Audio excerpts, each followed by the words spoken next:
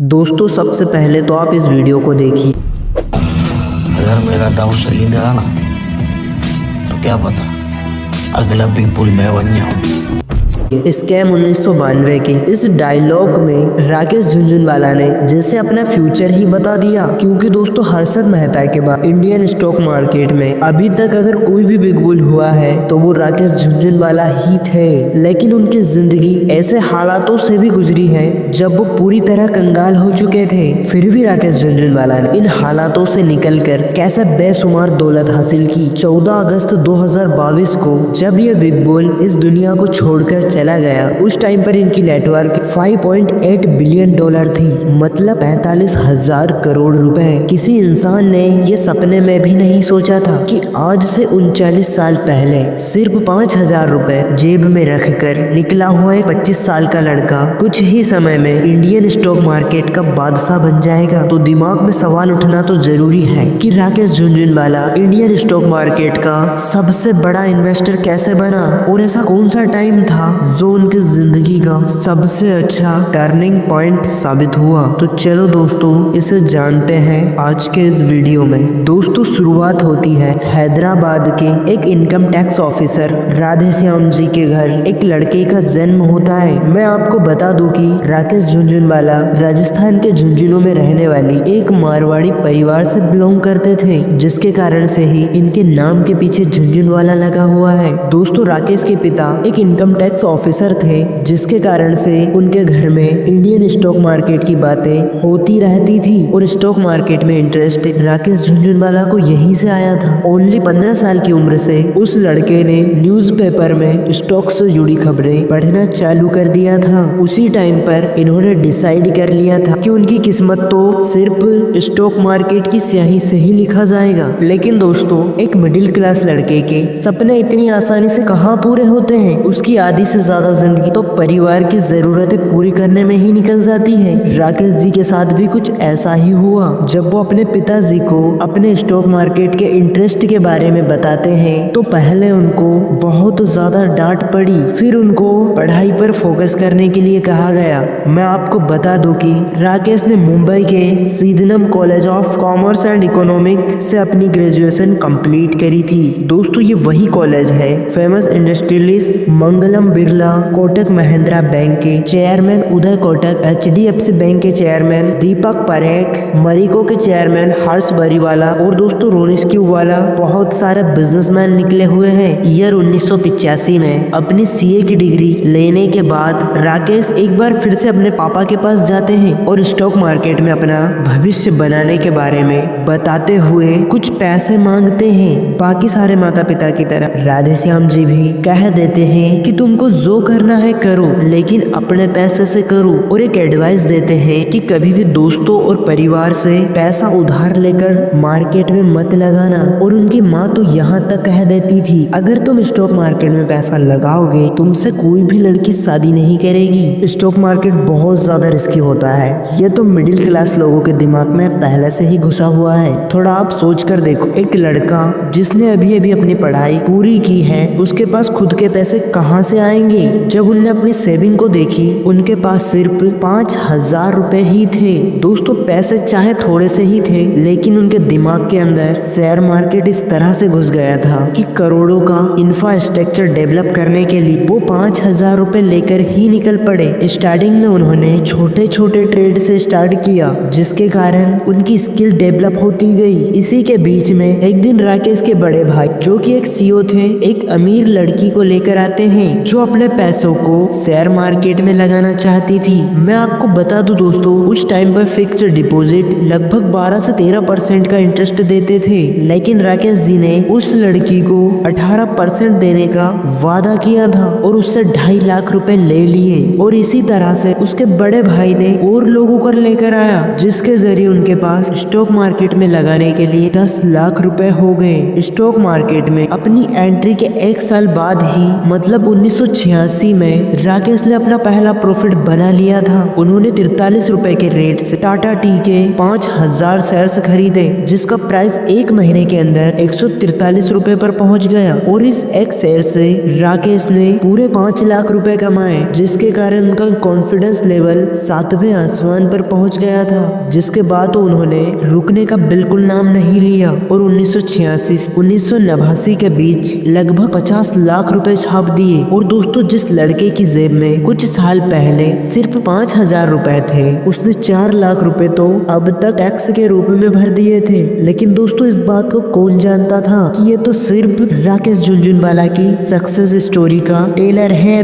अभी तो पूरी पिक्चर बाकी है। साल 1989 में जब इंडिया के अंदर इंडस्ट्रियलाइजेशन अपनी चरम सीमा पर था और आयरन की डिमांड बहुत ज्यादा बढ़ चुकी थी, और तभी ग्लोबल बाजार में आयरन की डिमांड बढ़ने के कारण कंपनी सेसागोवा को बहुत ज्यादा लॉसेस का सामना करना पड़ रहा था। दोस्तों, सेसागोवा को आज हम वेदांता के नाम से जानते हैं, जो भारत की एक बहुत ही फेमस कंपनी है। उस टाइम पर सेसागोवा का प्राइस 28 रुपए पर शेयर तक गिर गया था और ज्यादातर इन्वेस्टर इसमें सेलिंग किए जा रहे थे। उसी टाइम पर राकेश ने इसको एक अपॉर्चुनिटी के रूप में देखा और लगभग 1 करोड़ का इन्वेस्ट करके सेसागोवा के 4 लाख शेयर्स खरीद लिए। राकेश को अपने ऊपर इतना ज्यादा कॉन्फिडेंस था, आप इस बात से जान सके हो। इस 1 करोड़ रुपए में उनकी 50 लाख रुपए आज तक की टोटल कमाई थी और बाकी 50 लाख रुपए दूसरे इन्वेस्टरों का पैसा था और इसमें रिस्क बहुत ही ज्यादा था। अब दोस्तों, राकेश झुनझुनवाला डिसीजन बिल्कुल सही साबित हुआ और कुछ ही टाइम के अंदर सेसागोवा ने बहुत ही अच्छा प्रॉफिट जनरेट किया,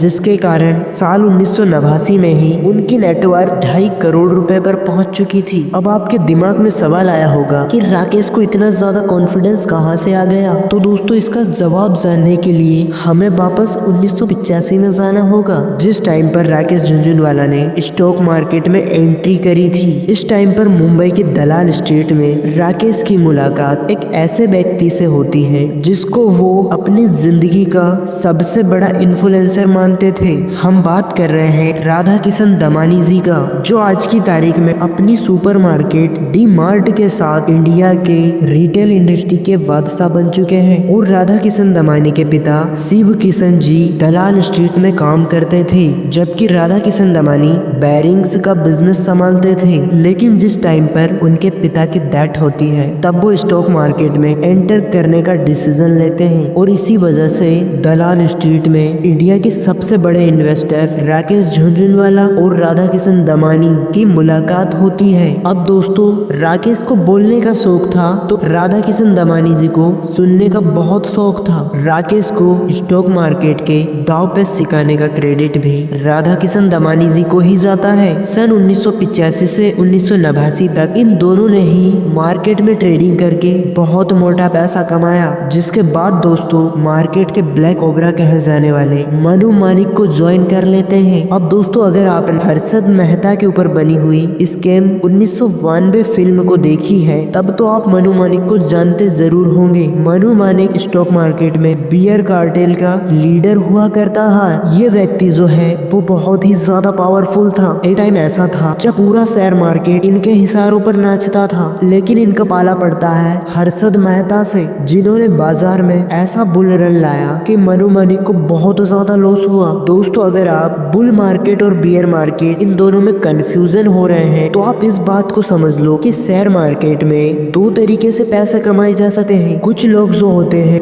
वो शेयर के प्राइस बढ़ने पर पैसा कमाते हैं, तो इसे बुल मार्केट कहा जाता है। लेकिन आप शेयर मार्केट में प्राइस कम होने पर भी पैसा कमा सकते हो, इसको शॉर्ट सेलिंग कहा जाता है। और जब शेयर का प्राइस लगातार नीचे गिर रहा होता है तो इसको हम बियर मार्केट कहते हैं। अब दोस्तों, मैंने आपको ये इसलिए बताया कि हमारे आगे के वीडियो में इन दोनों शब्दों का बहुत ही ज्यादा काम पड़ने वाला है। मनु मानिक को ज्वाइन करने के बाद राकेश और राधा किशन दमानी ने भी शॉर्ट सेलिंग चालू कर दी, लेकिन हर्षद मेहता ने अपना जबरदस्त दिमाग लगाकर बैंक से इतना पैसा ले लिया कि बाजार को नीचे गिरने ही नहीं दिया और इन तीनों को शॉर्ट सेलिंग के चक्कर बहुत ज्यादा लॉस झेलना पड़ा। लेकिन फिर 1992 हर्षद मेहता का ये स्कैम पूरी दुनिया के सामने आ जाता है, जिसकी वैल्यू लगभग 30,000 करोड़ रुपए थी, जिसके कारण इंडियन स्टॉक मार्केट पूरी तरह हिल गया था। अब दोस्तों, राकेश झुनझुनवाला इस मौके का पूरा फायदा उठाते हैं और शॉर्ट सेलिंग करके कुछ ही टाइम के अंदर 30 से 35 करोड़ रुपए छाप लेते हैं। और ये राकेश जी के स्टॉक मार्केट का बहुत ही बड़ा टर्निंग पॉइंट था। इसलिए नहीं कि उन्होंने बहुत सारा पैसा छापा, बल्कि इसलिए कि इसके बाद उन्होंने स्टॉक मार्केट में ट्रेडिंग करना बंद कर दिया था। राकेश बहुत अच्छे से जानता था कि हर्षद मेहता स्कैम के कारण बाजार कुछ टाइम के लिए नीचे जरूर जा रहा है, लेकिन आने वाले कुछ ही टाइम में मार्केट वापस से ग्रो करने वाला है और इसे कोई बियर कार्टेल नहीं रोक सकता है। और उसकी ये बात 100% सही हुई। 1990 में सेंसेक्स लगभग 1000 पॉइंट पर था, जो लगभग 74,000 को क्रॉस कर चुका है। इस बात से पता चलता है कि स्टॉक मार्केट फ्यूचर में ग्रो करने वाली है। अब दोस्तों मनु मानिक को छोड़ने के बाद साल 1992 में राकेश एक कंपनी खोलते हैं रेयर एंटरप्राइज के नाम से। अब दोस्तों रेयर का मतलब होता है, आर से मतलब राकेश और सेकंड आर से रेखा। रेखा जो है वो राकेश की वाइफ है, जिनसे उनकी शादी सन 1987 में हुई थी। दोस्तों इन दोनों से जुड़ी हुई एक इतनी जबरदस्त कहानी है जो कि राकेश जी ने स्वयं उस कहानी को एक इंटरव्यू में बताया था। रेखा जो है वो एक रिच परिवार से बिलोंग करती है। उनके घर सारी लग्जरीज सुख सुविधाएं मौजूद थी, लेकिन राकेश के घर कोई ऐसी तक भी नहीं था जिसकी बात उनकी वाइफ हमेशा किया करती थी। बात है दोस्तों साल 1990 की, जब बीपी सिंह भारत के प्रधानमंत्री हुआ करते थे और फाइनेंस मिनिस्टर मधु धंधावा थे। राजीव गांधी की डेथ के बाद एक नई सरकार बनी थी और बीपी सिंह की पिछली नीतियां ऐसी थी, उनको देखकर इन्वेस्टर को 1990 के बजट पर थोड़ा सा भी भरोसा नहीं था। उनको ये लग रहा था कि बीपी सिंह का ये बजट बिजनेसेस को बिल्कुल भी सपोर्ट नहीं करने वाला, जिसकी वजह से स्टॉक मार्केट नीचे जा रहा था और अच्छी कंपनियों के स्टॉक बहुत कम प्राइस पर बिक रहे थे। लेकिन राकेश झुनझुनवाला का कुछ अलग ही सोचना था। राकेश अच्छे से जानता था कि बीपी सिंह एक बिजनेस फैमिली से बिलोंग करता है, तो वो ऐसा बजट कभी नहीं लेकर आएंगे जिससे बिजनेसेस का नुकसान हो जाए। तो दोस्तों उस दिन जैसे ही स्टॉक मार्केट ओपन होता है, राकेश ट्रेडिंग करना चालू कर देता है और जब स्टॉक मार्केट बंद होता है तब तक उनकी नेटवर्क 3 करोड़ से ग्रो करके 20 करोड़ रुपए हो चुकी थी। और फिर उसी रात राकेश अपनी पत्नी के लिए एसी लगवाते हैं। अब दोस्तों ऐसा भी नहीं है कि इससे पहले राकेश के पास एसी खरीदने के पैसे नहीं थे, लेकिन उन्होंने ये स्टोरी हमें इसलिए बताई है, जब भी आपको कोई बड़ी चीज खरीदनी हो तब आप अपने सेविंग में से पैसा बिल्कुल मत निकालो, बल्कि सेविंग को बहुत अच्छी जगह इन्वेस्ट करो और उस इन्वेस्टमेंट से जो प्रॉफिट बनता है और उस पैसे से अपना शौक पूरा करो। दोस्तों कहानी पर वापस आते हैं। इस कंपनी को राकेश और रेखा के स्टॉक पोर्टफोलियो को मैनेज करने के लिए बनाया गया था। यही वो कंपनी है जिसकी बदौलत राकेश जी ने ट्रेडिंग से इन्वेस्टिंग की ओर अपना कदम बढ़ाया था। अब दोस्तों सवाल ये आता है कि क्या ऐसा करने से उनको सक्सेस मिली? अब इसका जवाब जानने के लिए दोस्तों थोड़ा सा हम स्पीड से चलते हैं। जैसे ही हम 2003 में आते हैं, जब राकेश जी ने 40 रुपए के प्राइस पर टाइटन कंपनी के 4 करोड़ से भी ज्यादा शेयर्स बाय कर लेते हैं और कुछ ही टाइम के बाद टाइटन का शेयर 80 रुपए को भी पार कर जाता है और राकेश को बहुत तगड़ा प्रॉफिट होता है। लेकिन वो अपने शेयर्स को अभी भी सेल नहीं करते क्योंकि उनको भरोसा था कि टाइटन का शेयर और ऊपर जाने वाला है। लेकिन ये किसी को नहीं पता है कि किस्मत का पहिया उल्टी ओर चलने वाला है। अब टाइटन का शेयर प्राइस गिरकर 80 से 30 रुपए पर आ जाता है, जिसकी वजह से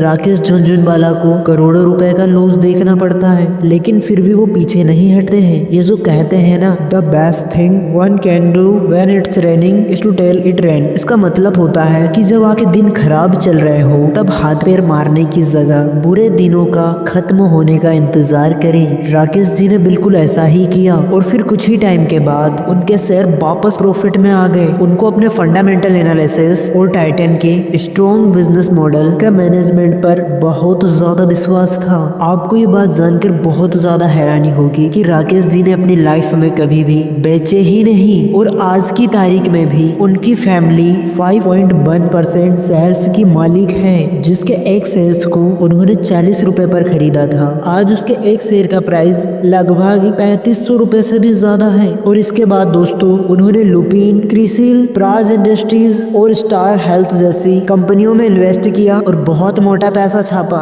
स्टॉक मार्केट की इसी सक्सेस की वजह से लोग उनको बिग बुल भी बुलाया करते हैं और इनको इंडिया का वॉरेन बफेट भी कहा जाता है, क्योंकि इनकी सक्सेस के पीछे इन्वेस्टिंग का बहुत बड़ा हाथ है। अब टाइटल के एग्जाम्पल से ही समझ सकते हो, क्योंकि राकेश को पता था टाइटन के फंडामेंटल बहुत ही ज्यादा स्ट्रॉन्ग हैं, जिनके शेयर्स का प्राइस उनकी एक्चुअल वैल्यू से बहुत कम था और इसी की वजह से उन्होंने टाइटन के शेयर खरीद कर बैठ गए। लेकिन दोस्तों उन्होंने अपनी जिंदगी बहुत सारी बड़ी बड़ी गलतियां भी करी हैं, जिसमें से उनकी सबसे बड़ी गलती दीवान हाउसेस एंड फाइनेंस लिमिटेड, जिसे DHFL कहा जाता है, सन 2013 में उन्होंने 34 करोड़ रुपए लगाए और सन 2019 में इसने बहुत सारे लोन डिफॉल्ट किए, जिसके कारण इसका शेयर प्राइस 97% तक गिर गया। DHFL में इन्वेस्ट करने से पहले इन्होंने real estate firm DV realty में भी इन्वेस्ट किया था, जो भी कोरोना के पैंडेमिक को नहीं झेल पाई, जिसकी वजह से इन्वेस्टर को बहुत ज्यादा लॉस हुआ। अब दोस्तों बॉलीवुड के दबंग कहे जाने वाले सलमान खान की क्लोथिंग ब्रांड बेइंग ह्यूमन का नाम तो आपने सुन रखा होगा। राकेश ने इस कंपनी के